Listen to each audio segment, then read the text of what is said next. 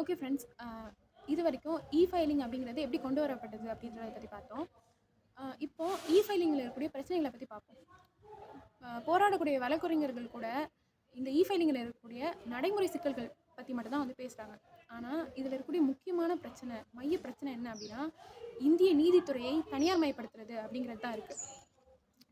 இது எப்படி சொல்கிறோம் அப்படின்னா, இப்போ கேசஸ் எல்லாம் வந்து ஆன்லைனில் ஃபைல் பண்ணணும்னு சொல்கிறாங்க இல்லையா, அதுக்கு கோர்ட் அப்படின்ற ஒரு ஆப்பை வந்து இன்ட்ரடியூஸ் பண்ணியிருக்காங்க. 2013ஆம் ஆண்டில் இன்ட்ரடியூஸ் பண்ணாங்க.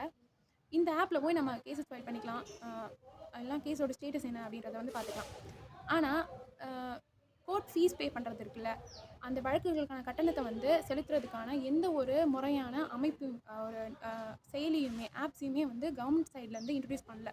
ஸோ இதில் என்ன ஆகுது அப்படின்னா, மக்கள் வந்து இப்போ கோர்ட் ஃபீஸ் பே பண்ணோம் அப்படின்னா ரேசர் பே இல்லை ஸ்டாக் ஹோல்டர்ஸ் லிமிடெட் இந்த ப்ரைவேட் கம்பெனிஸோட ஆப்ஸில் தான் போய் கோர்ட் கேஸோட ஃபீஸை வந்து பே பண்ண வேண்டியதாக இருக்குது.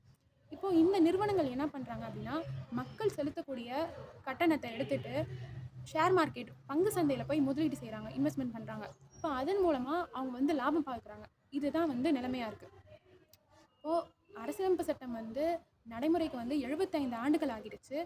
ஆனால் கடந்த 20 வருடங்களாக நீதிமன்றத்தோடைய நிதி பராமரிப்புக்கோ, நிதி செலவுகளை வந்து பார்க்குறதுக்கோ எந்த ஒரு முறையான அமைப்புமே இது வரைக்கும் அரசு தரப்புலேருந்து ஏற்படுத்தப்படலை அப்படிங்கிறது தான் இன்றைய அவல நிலையாக வந்து இருக்குது.